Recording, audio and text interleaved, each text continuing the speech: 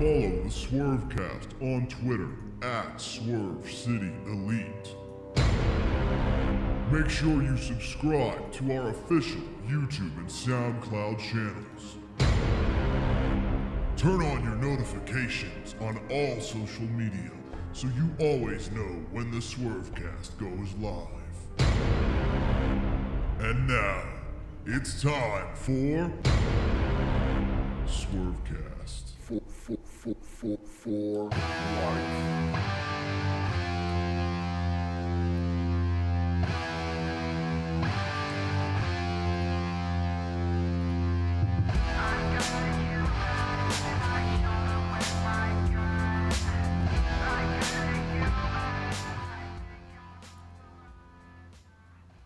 Wrestling's funny because it would seem to me that wrestling and betrayal go hand in hand.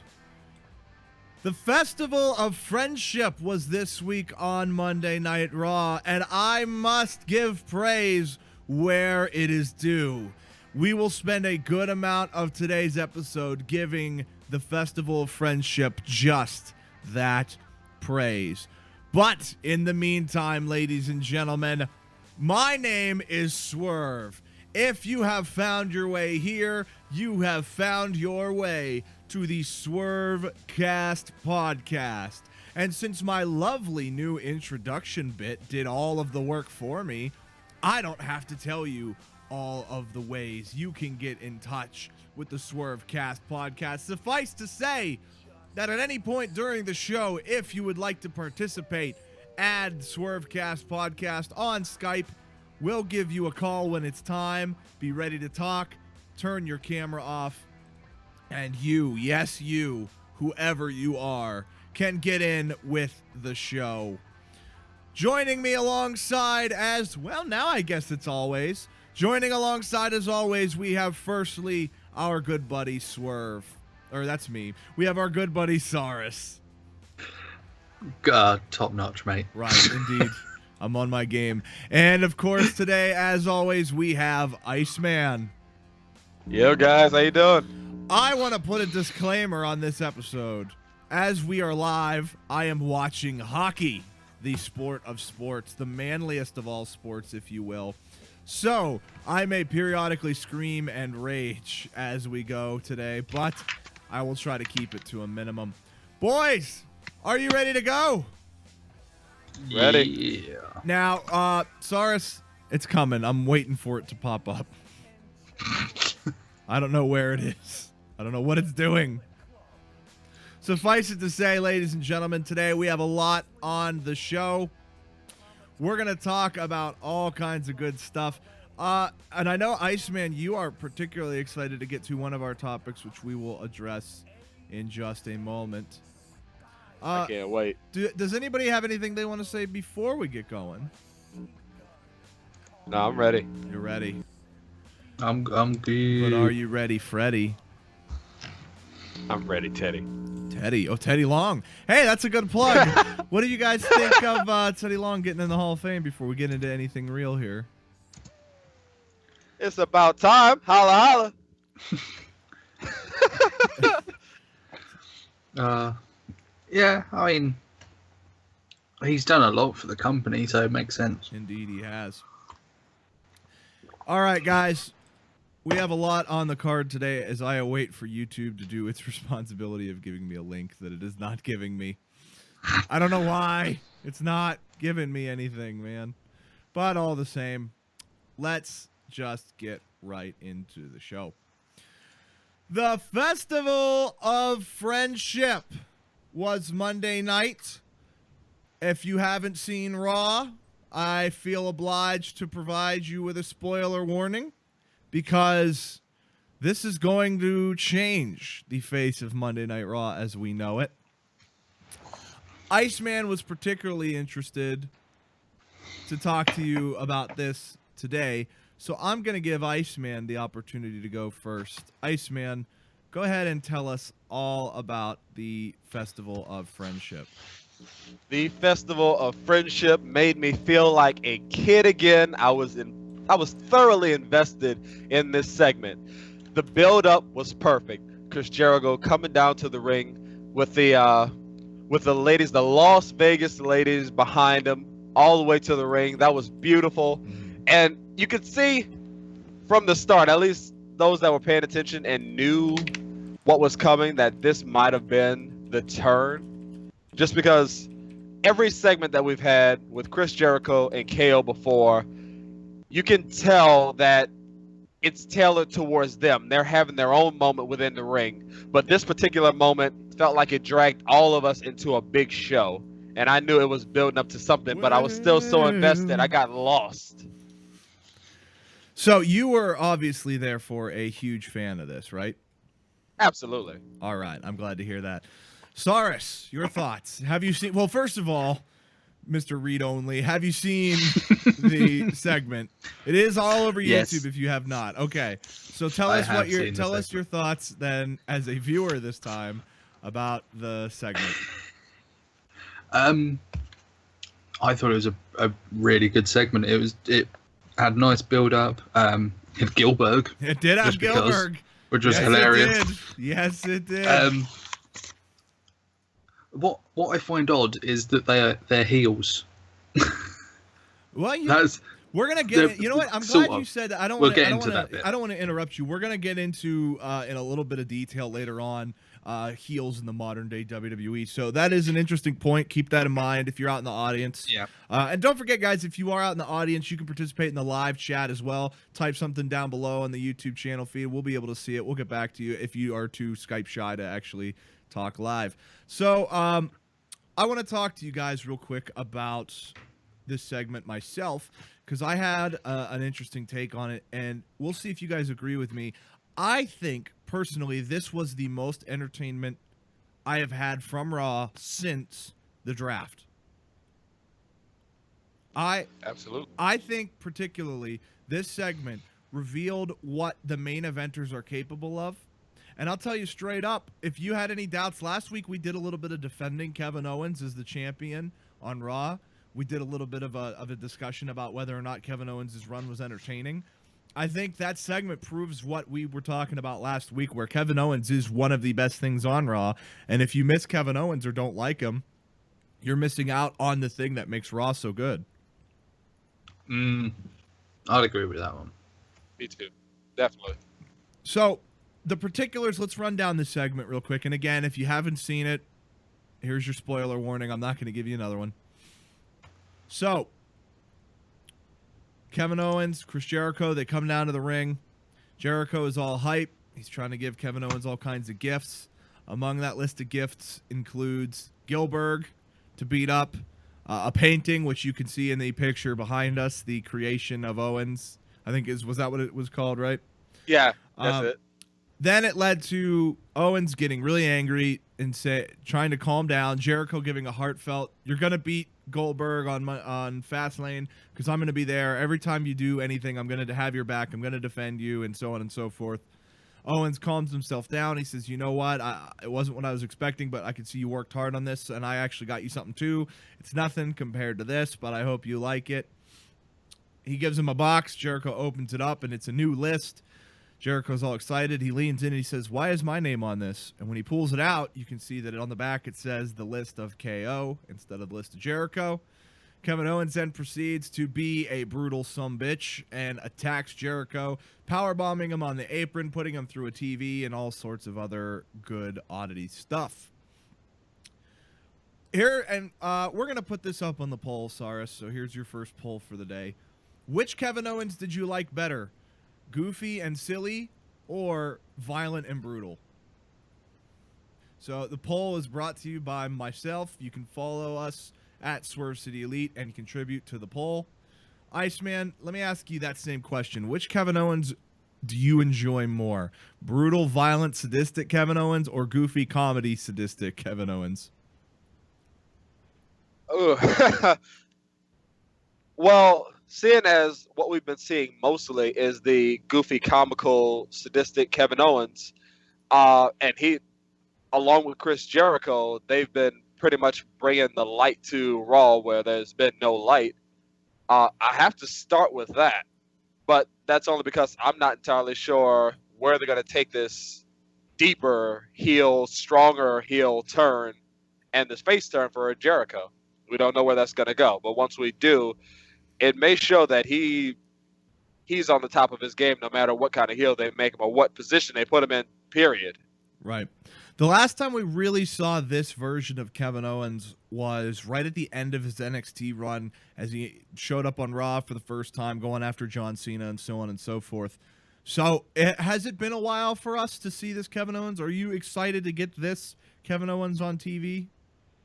Oh, I'm very excited for it, especially with all of, well, I'll say with the possibilities that this Kevin Owens can present. It's nice to have the comical relief that they bring with Kevin Owens and Chris Jericho, but this more intense Kevin Owens can really shine on the Raw roster, especially with the lack of depth that we've been getting for the content. I hope they do something really nice with this character.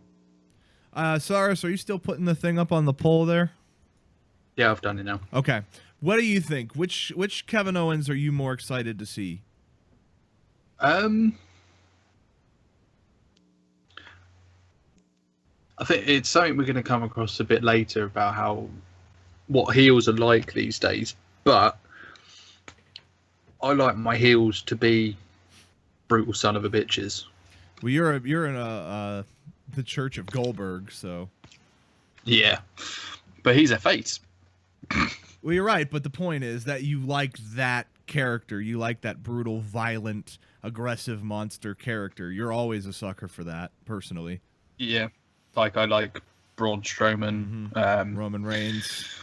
Roman Reigns, but I wish he didn't talk as much. Lesnar, exactly. But yeah, but no, I do like KO.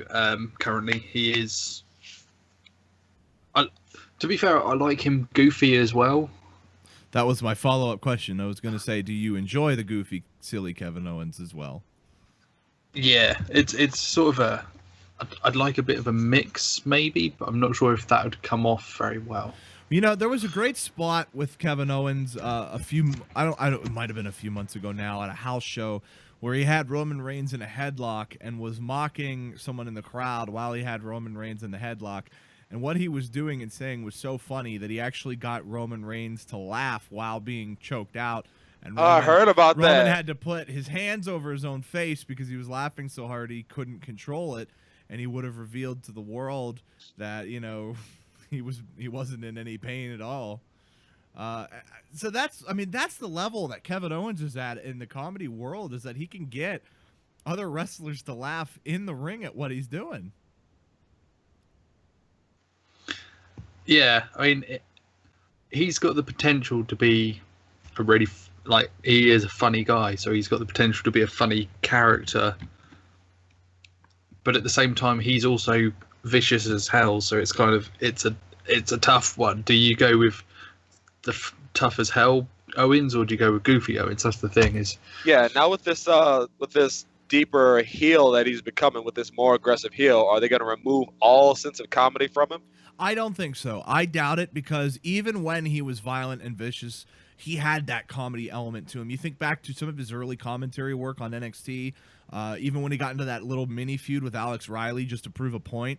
You know, there's elements to that character that there's still some goofiness to him, even when he is being vicious and marauding and violent and destructive. You know, and I think if you take that away, you do take something off TV that people are used to and want to see. And, you know, you got to be really careful about what you let bleed through at this point, because you have to walk that line between what we want from Kevin Owens and maintaining a level of status that people are familiar with.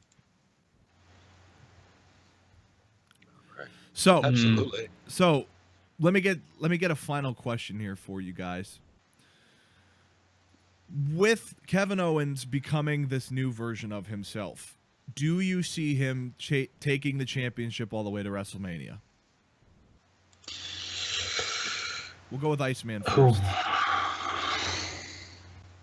Essentially, what I'm asking is, do you see him getting past Goldberg this pay-per-view event? Yes, I do. Cyrus? I mean, ideally, It's a.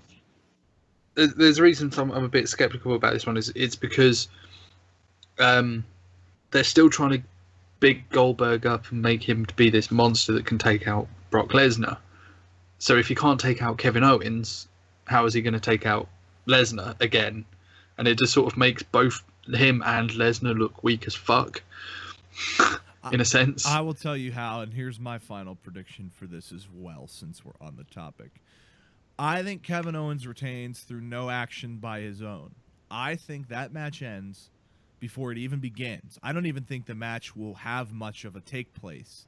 I would say maybe a minute into the match before either person really has the opportunity to do anything. Lesnar will make an appearance and will catch Goldberg off guard and annihilate him and make him look like he's been destroyed. And the reason I say that is because if you're really going to build up for Goldberg and Lesnar at WrestleMania, all we've seen at this point is Lesnar stands no chance. So unless Lesnar gets that opportunity to equal out the equation, no one's going to care or want to see it. With that being said, the perfect opportunity for Lesnar to strike is when Goldberg has his attention in other places.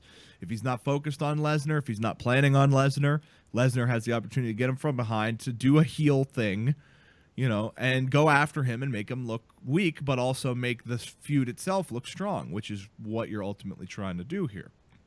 So my final prediction for that is absolutely, and we'll get to this probably next week closer to the event. My final prediction for that is that Kevin Owens will retain because Lesnar will weaken Goldberg and destroy him and either get himself disqualified or the ref will miss it somehow, like maybe a ref bump, and then Kevin Owens will just lie on top of a destroyed Goldberg.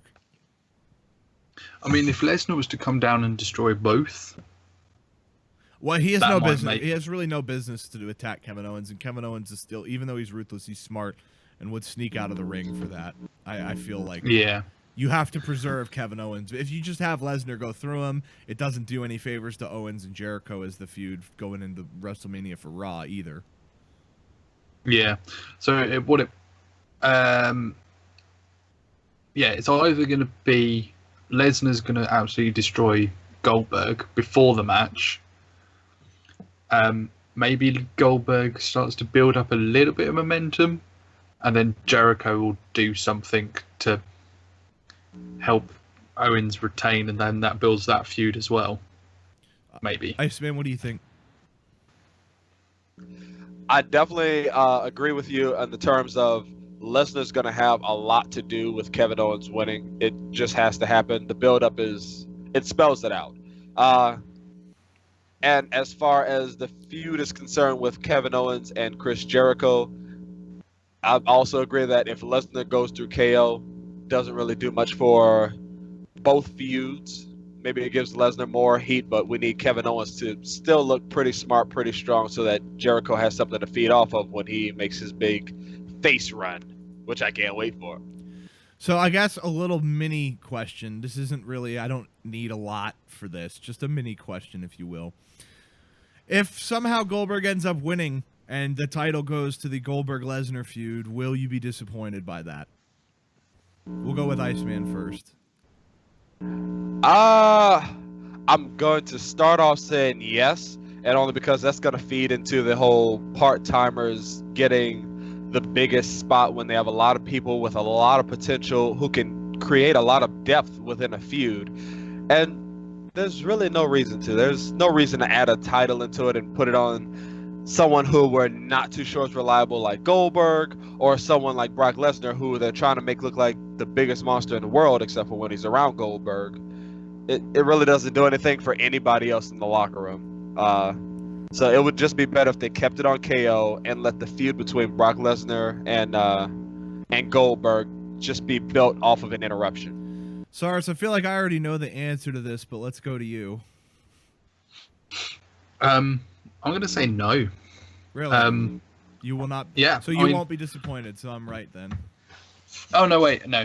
Oh. Yes, I would be disappointed. Okay. I don't think the Lesnar-Goldberg feud needs the title in it at all. The title needs to stay away from that feud completely. Other than this small blip with Owens, maybe just to give Brock some heat to like attack Goldberg, like you said. But yeah, the match itself, WrestleMania doesn't need it. It's already building to a big fight feel anyway, and you want to know, because Goldberg's gone straight through him twice now. You want to know whether Lesnar can do it when it's a big match. So, but you don't want to put a title on it because it just sort of, like you said, with part-timers and everything, it sort of demoralizes the title and all that sort of stuff. So it's sort of like it's not needed. Right. All right, so I'm going to tell you guys my take on this real quick, and we'll see if you agree, disagree, whatever the case might be. What is my computer doing? Sorry about that. I got to tell you guys this. If Goldberg wins this title, if the feud between Goldberg and Lesnar ends up being the championship feud, and Owens and Jericho ends up being just a subpar, middle-of-the-road feud, after you spent the entire year hyping up Kevin Owens and Chris Jericho as the top thing on Raw, after you ran all the top guys on Raw through them, after you did all of this work to establish that as the big WrestleMania feud, you are going to not only turn me off of the Goldberg-Lesnar match because, A, I don't care about Goldberg, and I never have, even when he was young. So that doesn't help already, personally. B, did I say one or A? I don't want to be doing that. It doesn't matter. Okay, it doesn't matter what I said. B, Goldberg and Lesnar is not the top feud on Monday Night Raw, despite what anyone might say. And then if you disagree with me, just let me know how it feels to be wrong, but it's not the top feud on Monday Night Raw. Kevin Owens and I guess now Chris Jericho is the top feud of Monday Night Raw. So, in my opinion, WrestleMania should always feature, if you have the brand split as you do now, it should always feature the top two main stars on each show. It should not feature random mid-card matches. And I'm not calling Goldberg and Lesnar mid-carders, but that match is in the middle of the card, not at the end. It's not the headlining match. You strip away the legitimacy of your current roster when you do that. And you could argue about Chris Jericho, but Chris Jericho's been here for over a year straight. I mean, he's been doing a legitimate run, and I hesitate to call him a part-timer because he competes at a different level than what you would think of as a part-timer. So, in my opinion, no matter how you do it, if Kevin Owens does not walk away from Fastlane as the champion, if Jericho and Owens do not wrestle for the title at WrestleMania, you've done your job wrong, incorrectly, mistakenly, bad, poor, whatever words you want to use. And you should feel bad because you did a bad thing. Yeah, I mean, that is essentially, Papa Swerve scolding you. So. Yeah, I mean, if they were to literally just bump it down to be for the US title, I think, or no, he doesn't have that anymore, does he? Or does he? I don't remember. I think he's. Does Jericho still have that? I think he does. Put this up on the poll. Does Jericho still have the United States title? And we'll see how that comes back.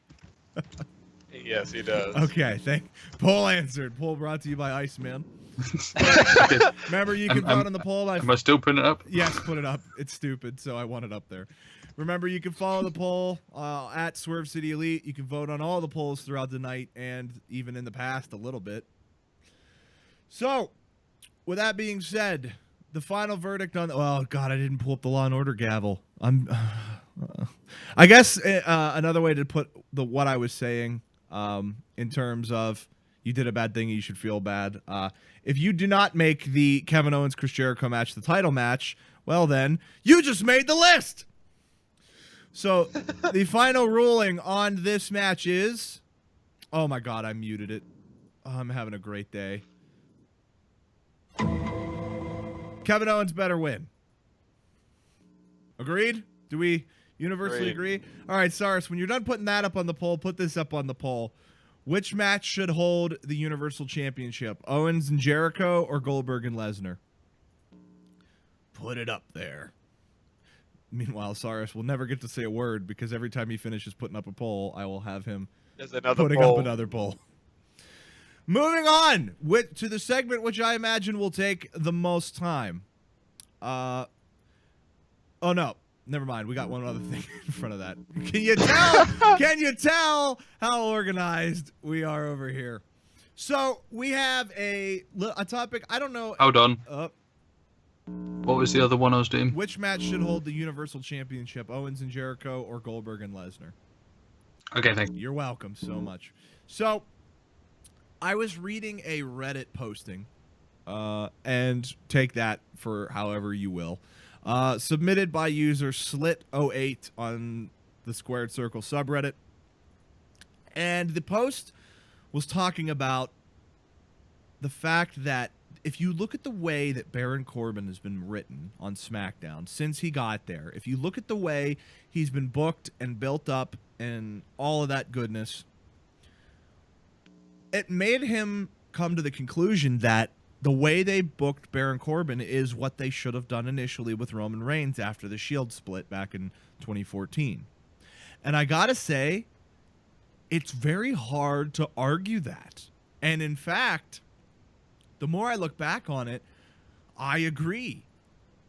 We talked a while ago about we wanted Roman Reigns to go heel, and we thought the best way to do that was to have it be organic. Let me ask you a quick question. All I need is a yes or no from this Iceman. Does Baron Corbin's SmackDown run at the moment feel organic? Yes. Cyrus? Oh, he's still putting up on the poll. All right.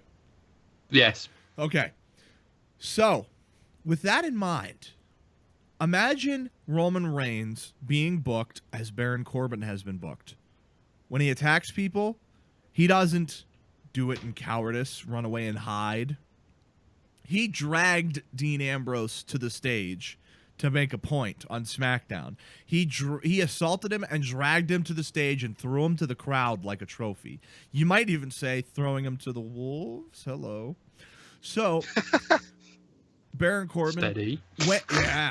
In the Elimination Chamber, Baron Corbin beat Dean Ambrose to a pulp for roll-up pinning him and eliminating him from the match, allowing The Miz an opportunity to eliminate Dean Ambrose, and that felt great. That felt legitimately great to watch.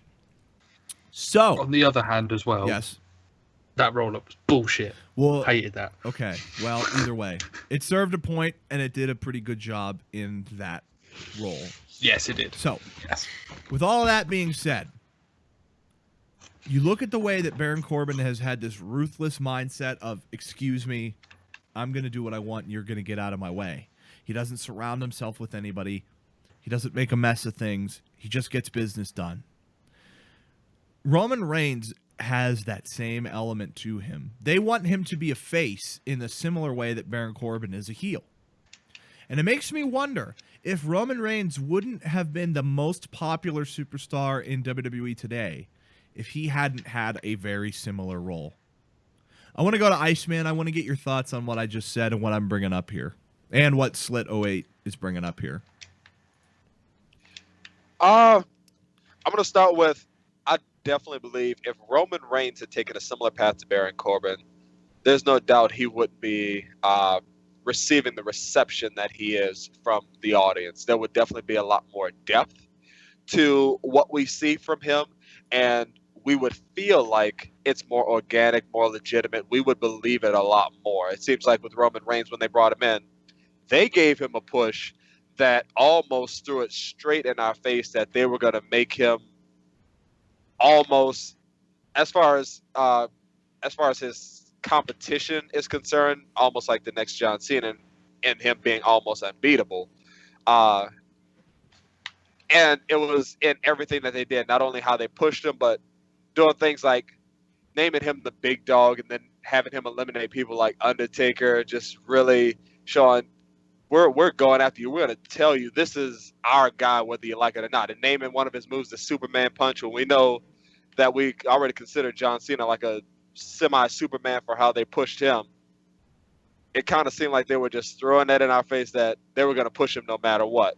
Whereas with Baron Corbin, the storyline is beautiful because he's not unbeatable, but the way he goes about things is so straightforward. He doesn't cut corners. He's not afraid. He will go out and do what it takes. And the way they do it is beautifully intertwined with how we like to see things. We like to imagine the possibilities sometimes. The way he dragged Dean Ambrose out into the ramp area. We have no idea what happened backstage, but our imagination ran as soon as we saw it, and it really did feed in a lot to what we wanted to see from Baron Corbin. I think it would have been a beautiful move if they'd have done it with Roman Reigns. Cyrus, put this up on the poll right quick for us. I'm going to keep you busy throughout the entirety of the show, if you will.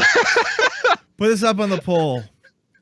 Baron Corbin is the most believable heel on TV right now, yes or no? Yes. The most organic, believable heel. I am so glad that you said when he was attacked backstage, we didn't see it, but our imaginations ran wild. Because this brings up a question that I've been asking for a while, and I've been asking in different contexts and of different situations. So put this to your imagination as I pose this question. In WWE's modern programming, keep in mind, modern programming, very important. Are we force-fed too much information? Do we get told every single detail of every event? Do we need that? Are we essentially having our intelligences insulted with somewhat regularity by thinking we need to be told every moment of every detail of every situation? Or is less sometimes more? You look at that situation with Baron Corbin where he dragged Dean Ambrose out and we did not see what happened backstage. That segment, in my mind, gets detracted if you show us that assault. I don't need to know that Baron Corbin assaulted him. As soon as he drags him to the center of the stage and throws him down like a trophy, I know exactly what happened. And I don't need to know if he threw him off of a equipment cart or put him into a locker or hit him with a car. Although if you hit him with a car, that's a bit more of a specific I would like. But the point is, I don't need every single detail. And I think the vast majority of people don't need every single detail to understand what happens in a wrestling event. And I think that if we're going to continue this run with Baron Corbin, this organic feel, then less is more. If we've got a lone wolf gimmick, let that be true backstage. Maybe he is good at avoiding cameras because he doesn't like to be seen. Maybe he's good at staying out of the locker room because I don't want to be in the locker room. I don't care about them.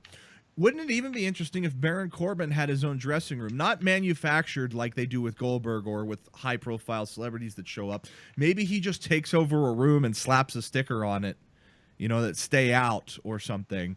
And that's where Baron Corbin is, and he's away from everybody else. How far can you ride this where you keep his anonymity an aspect of his success? And that's a question I would like to see unfold over the next couple of months, is how far can we take Baron Corbin's personal anonymity towards us? Okay. What do you think? Sorry, you have everything? Do you get it up on the poll there, bud?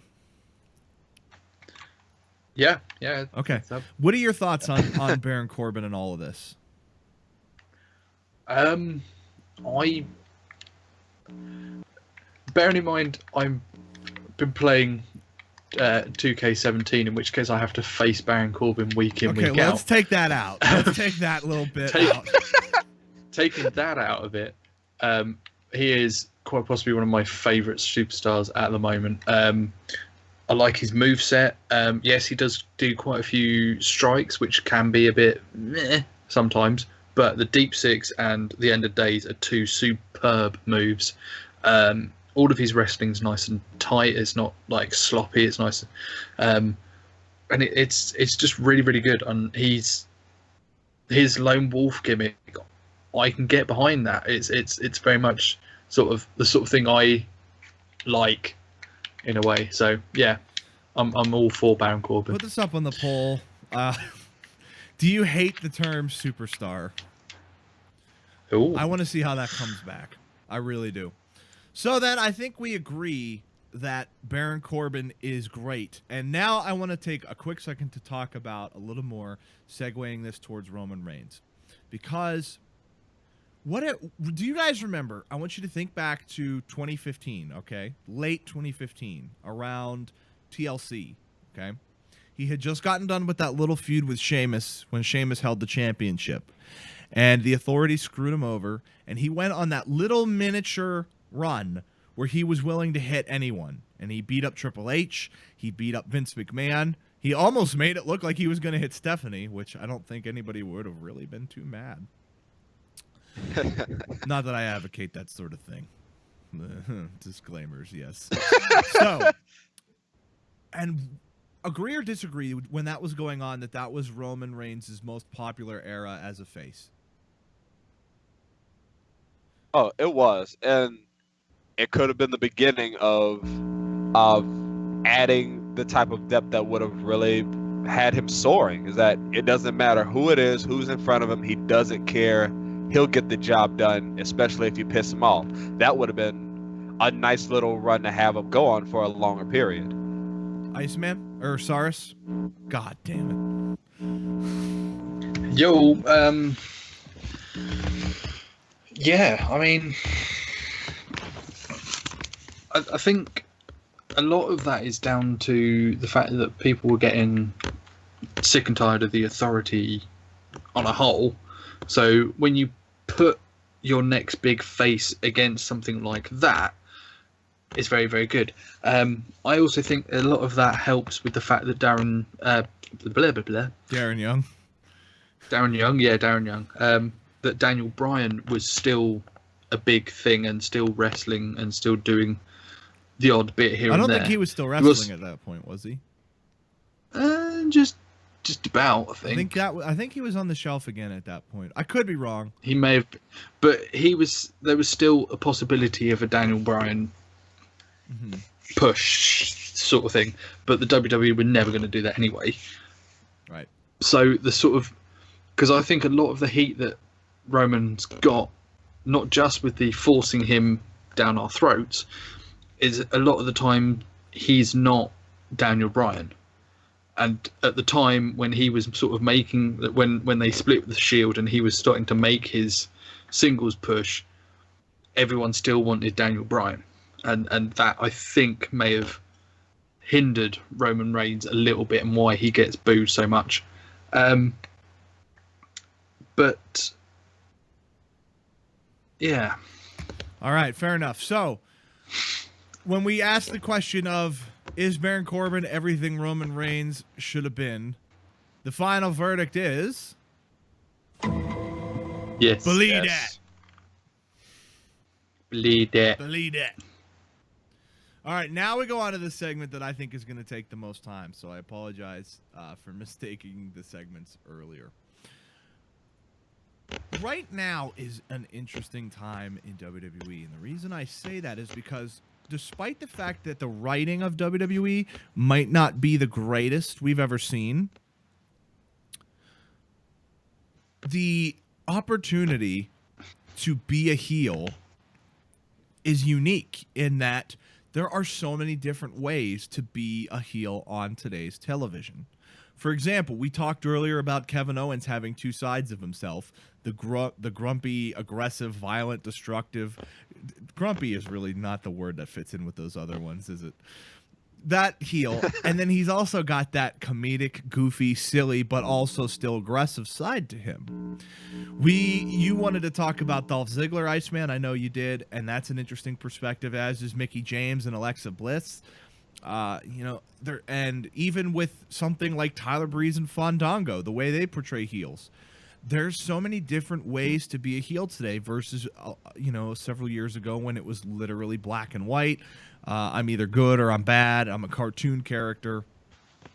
So I want to ask each of you, and we'll start with Iceman. What makes a heel in today's WWE? What are the characteristics that must be present for you to be called a heel? Well, I think one thing that is universal when it comes to establishing a heel is you take away the filter that most people establish for what you're willing to do to get a win. I think no matter what type of heel you have, almost every heel in the business, except maybe the ones that they really make into monsters, like maybe Brock Lesnar, but most of the heels, if it's time to destroy you, it doesn't matter where, when, or how, whether it's legal or not. That's your ass, and they're just gonna make it happen. And very seldom do you see a heel today that is strictly legitimate, doing everything within the ring, within the bell count. Uh, but other than that, there's so much diversity. Even though there are certain types of heels that now we don't really see, they're starting to diversify how they establish a heel. For instance, once upon a time, they used to have the heels like Randy Orton that really had no limits whatsoever and would do anything to anyone no matter what. And that was, I think, the monster that Cyrus might have been alluding to earlier, the really monstrous heel that he kind of likes. Because I personally liked Randy Orton when he was that evil. But now they're defining them in so many ways that even today, if you consider somebody a heel, sometimes it's by just the barest, it's almost by the barest points that maybe they're just willing to do whatever it takes. But in every other way, they're entertaining. We love them. Bray Wyatt's technically a heel, but we love every time he comes on. The fireflies are everywhere in the audience. And the only reason we would consider him a heel is because, for the most part, he would do anything to win, no matter what. You know, Wyatt might be an interesting one to come back to in a minute, but I want to go to Cyrus real quick. Cyrus, same question to you. I think it's very interesting with the way that things are these days. The line between heel and face is a lot more blurred. A lot of these times at the moment, because like there's some things that John Cena does, and you're thinking, "Oh, that's a little bit heelish." Some of the stuff the Undertaker's done in the past, he's even when he's meant to be a heel, or he's meant to be the heel of the current feud or whatever, he always seems like a face because it's the Undertaker. And then, like, I think unless you're 100% sure that they are being a dick, you're not 100% sure if they're a heel or a face sometimes. So, like, Titus O'Neil, is he a heel or is he a face? Sometimes he's being a heel, sometimes he's a face. There's a lot of yo-yoing. Big Show syndrome. That is exactly what it is. Where 1 minute you're a face, and then the next match you're a heel, but then the next minute you're doing be a star, so therefore you're a face. So it's a lot of back and forth and a very thin line between what is. I mean, and until you get the likes of Corbin, some of the stuff Ziggler's been doing, Kevin Owens, those are guys you know they're definitely heels.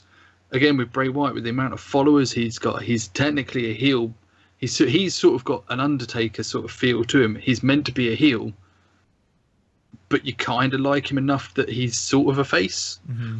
And it's a very weird balance these days. It's not as black and white. Can we stay with Bray Wyatt for 1 second? I'm glad you brought that up, because there's another element to being a heel, and I like both of the suggestions that it's about blurred lines and doing whatever it takes to get a win. There's a third element that is a very select element that you should only ever see with major monster heels, guys like Bray Wyatt, guys like Kane, guys like Undertaker, and think of names like that as I bring up this point so that you guys have a frame of reference for what I'm talking about. There's a certain disdain or disconnect from society. You think about some of these guys who are monster heels, they seem to be off. Like, that's always an element to their personality, is that they're off as people. Bray Wyatt certainly seems disconnected from society. People don't walk around and talk like that. Kane was set on fire as a child and never recovered. If I'm going to pretend everything from 2012 on did not happen with him. Never recovered. We're going to leave it at that. Undertaker is dead. so I'm led to believe, and so on and so forth. All of these guys are not normal. And I'm not suggesting that there's some level of, what's the word I'm looking for when you it starts with an S, when you outcast somebody for something they can't control. Oh, wow, I can't think of it. Stigmatize. I'm not suggesting you stigmatize some kind of mental illness or defect, but it goes without saying that you don't exactly encounter Kane when you go to the grocery store. You don't exactly encounter Bray Wyatt when you go to work, I hope. And so all of that goes into creating a level of heel, because I believe there is not one level of heel. I believe there are levels of heel which you can reach, and not in terms of good and bad and quality and anything like that. In terms of, you have a chicken shit heel, which is a guy who's scared, and in that role you need fear and you need cowardice and a doubt in one's abilities. And you have the aggressive, violent heel like Kevin Owens, which requires ruthlessness and a disconnect from rules. And you have monster heels, where they're disconnected from society. They don't behave like normally, and that sort of sociopathic tendency is what leads them apart. And there's other ones, of course, but I'm, rule of three and whatnot. So when it comes to that, I think it's important to recognize the role that every different heel plays for the show. And I know, Iceman, you wanted to talk about Dolph Ziggler and Mickie James, so I'm going to give you the opportunity to do that. And keep in mind what I just said as Iceman goes on here, because I think if you think about it in those terms, you'll kind of see that there is room for many different heels. And maybe if someone doesn't behave the same way as somebody else, it doesn't make them any more or less of a heel. It just puts them on a different level. When they initially started the Dolph Ziggler heel turn, I was definitely interested, because Dolph Ziggler as a heel is believable, for one. And secondly, there's so much legitimacy that they create for him when he's ruthless, when he's aggressive. And having that come back is very interesting, especially because when he's like that, when he's aggressive, when he's willing to do anything, he's really good wherever they put him. We'll believe it, we'll like it. But the option that they chose for why he wants to be a heel really resembled the motive and the reasoning for Mickie James's return and her reason for being a heel, that this new generation is trying to take my spot. They're coming in here, they're not acknowledging me anymore. I'm old news, and they're trying to go in here and take everything that I, one, have already established, and two, should still be able to have.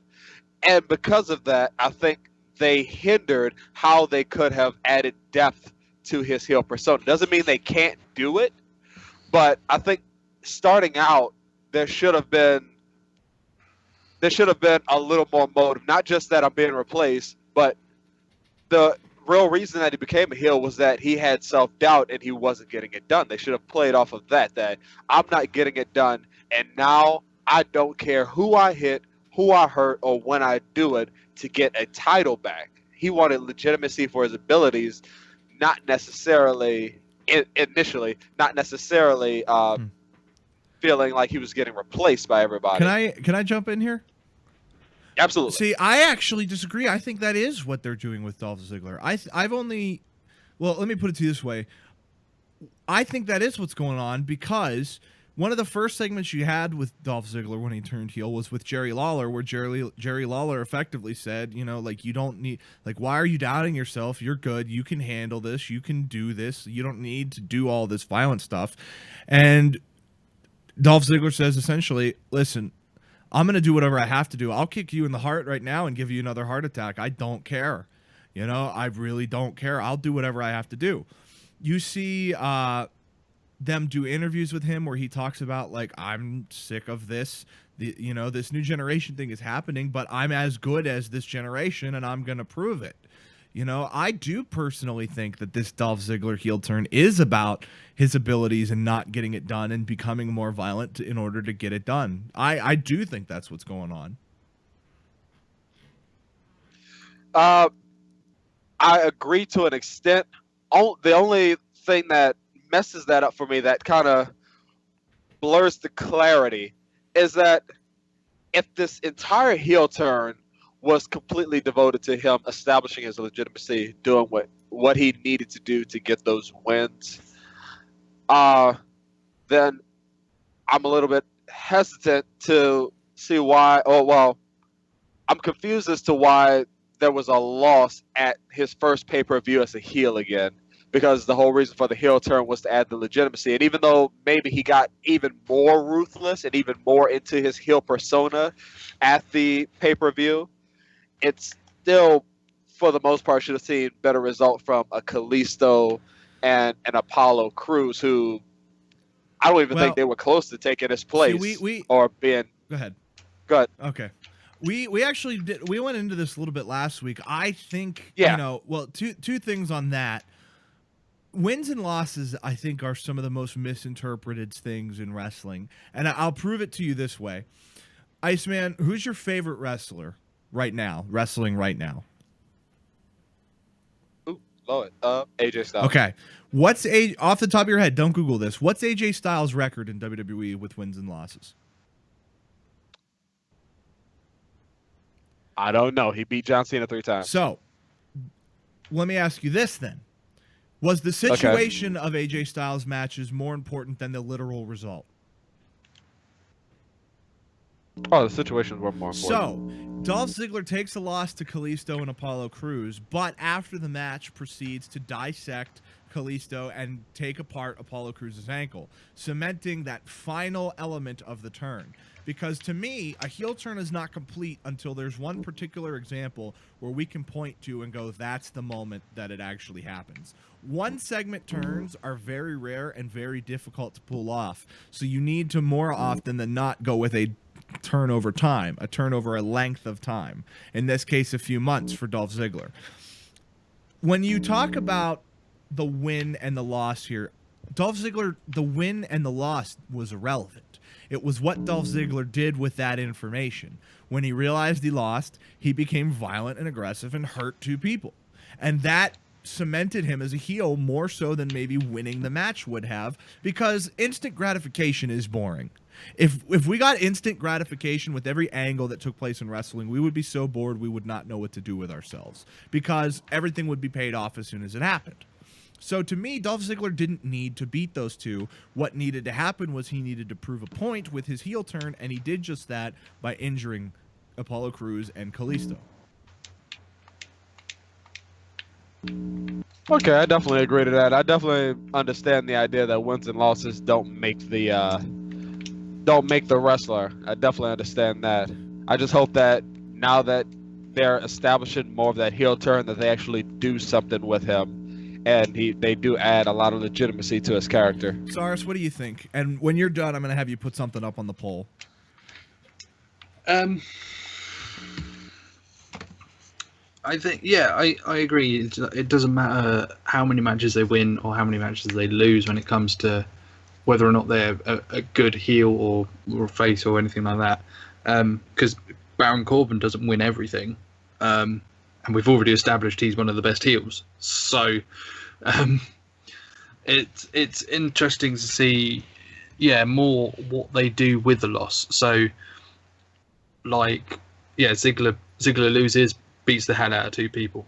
Baron Corbin got taken out of the Elimination Chamber match early, beat the crap out of Dean Ambrose. It makes sense that if you're going to be a heel and you're more likely to snap and just attack someone because you didn't want to lose, essentially.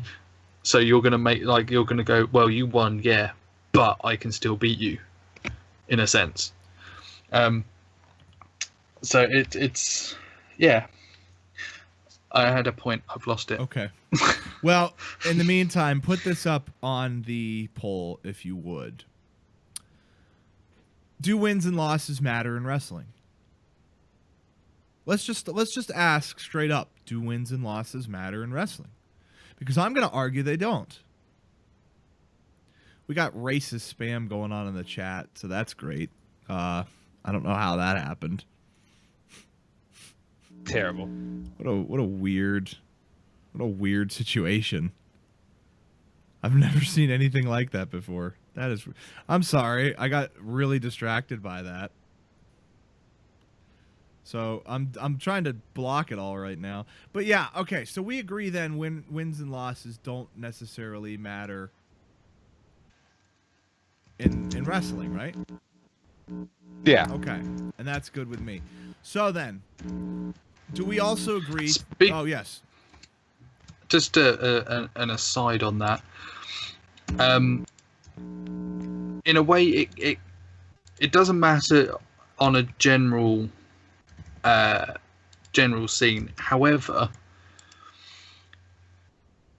with the Raw Women's Championship, the way they fucking Charlotte drops it to whoever her opponent's going to be in the next pay-per-view every she week can win on it back Raw. on the pay-per-view. So she wins it back. It doesn't make her seem like a strong champion. It means she can win big when it matters. But then technically, shouldn't every title defense matter? So when she starts losing on Raw, it's a bit dumb, right? And a bit samey. I mean, not that I'm saying. Well, I am kind of saying that Bayley didn't really deserve it. Well, she did, but not yet. I would have liked to have seen the payoff pin at WrestleMania myself. I went on to that last week though, so I'm not going to get back into that. But I agree. You got to be really careful with how you handle heels, because you can do some stupid stuff and ruin a lot of what's going on for them. And Hashtag the Ascension. again, last week. If you guys want to hear more about some of that, go check out last week's episode. We went in quite a bit of detail about a lot of that. What is up with this racist spam in the chat? This is the weirdest thing I've ever seen in my life. All right, so with that, then I think we all agree that there's room for different types of heels in wrestling, and that, you know, just because somebody does something one way doesn't mean that they're right, and it doesn't mean that they're wrong. And if someone else moves in a different pattern, you know, the writer who writes that isn't wrong. And I like that. I like having that fluidity there. So I'm glad we all agree on that. And I guess with that, we can move on to our very last segment, which should be a quick segment. I'm hoping it's a quick segment anyway. All right. So we lost a couple of wrestlers this week and this month in general. George the Animal Steel being the most notable of recent weeks. Koloff as well. And then we also lost Chavo Guerrero Sr. not that long ago. Last year, we lost both Dusty Rhodes and Roddy Piper. And China as well. Thank you very much for that. And a couple others as well. Quite a few last year. The point, and that's the point. That's the whole point of this, is you think about how many wrestlers over the last year, last 2 years, even last 3 years have died unexpectedly. You think about how many wrestlers continue to seemingly die over time, and it's disheartening because we know why it's happening. Wrestling is hard on the body, the drug abuse, the years of shortening your lifespan, and all of that. So what can we do, if we can do anything? And when I say us, I don't mean fans. I mean wrestling in general. What can we do to kind of put a curb on this and stop all of this nonsense, these shortcoming deaths from happening? I think with the wellness policy, WWE have done quite well with that in that they've been curbing. I think a lot of the younger superstars that are coming through now are probably going to last that little bit longer, because they're probably not being pushed to take as many drugs, or they don't feel they need to take as many drugs because they've got such good training facilities and the wellness policy. The minute that any blip comes up on that, that's it, they're gone. Constant concussion checks and that sort of stuff. I think that really helps in preserving their time, both in the ring and out. So once they finish as well, I think they'll be a bit better off and I think also that a lot of them are getting paid a little bit more than they used to, and that helps. Iceman? Yeah, I think the best way to correct this is starting out with the people that are in development, making sure that your wellness policy, your procedures, everything that you do before getting in the ring, while you're in the ring, and getting out of the ring goes in tune with keeping your body at top shape and making sure you're not doing as much for the wear and tear. We just heard on Twitter that Big Van Vader has congestive heart failure, and he says it's because of all of the stuff that's happened from him playing football and being a wrestler, and that he might have 2 years to live, and hopefully he lives a lot longer than that. But and back when they had the Roddy Piper death and the China passing, it was always said that it was because of the life they lived while they were in wrestling. So the best thing to do is to control the process and the time within the ring, and making sure that every step is taken to keep them at maximum health, not only for their performance, but for the time when they're no longer in the ring and when they need to just go on and live happy lives outside of WWE, and making sure that they're not feeling these extraordinary effects from being beaten over and over again. It's interesting. I mean, it's just sad. I mean that's the best word I have for it, because so often these news come out of nowhere. You know what I mean? Yeah. Like, you just get this. You get like these messages or these tweets. You see wrestlers trending, and it's kind of sad too, because anymore you see a wrestler trending, and you assume the worst. I mean, Yeah. I don't know if there's something we can do to change rings, or to, create some kind of program for wrestlers after they retire that have been in WWE to, kind of help them along and give them life lengthening physical therapy. I don't know what the answer is, but I want to explore that, because I'm tired of seeing wrestlers die. I'm tired of seeing names that we grew up with. Like, if I ran down the list of dead wrestlers, wrestlers from our childhood, like Viscera is dead, Test is dead, Eddie Guerrero, that one's obvious, but you go down this list and you see all of these guys who entertained us for so long suddenly passing, and it's very disheartening. And like I said, I don't know what the answer is. I don't have an answer at the moment. I would like to say that I do, but I don't. And whatever we have to do to look into this, if concussion protocols are part of it, if like I said, rehabbing is part of it, whatever the case, I hope we can figure something out soon, because I hesitate to even wonder who's next. So Because and I think then it's possibly quite a controversial thing. I'm going to say it, but anyway, there should be a designated age where maybe they start to think more about retiring.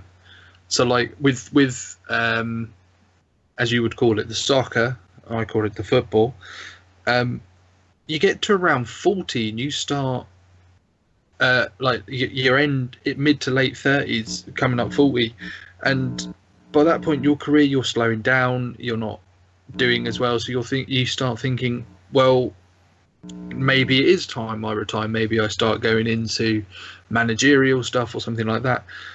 But with wrestling, there doesn't seem to be you're getting a bit on now, you should probably stop. So people like Flair, maybe Sting, his last couple of matches, and when he was in TNA,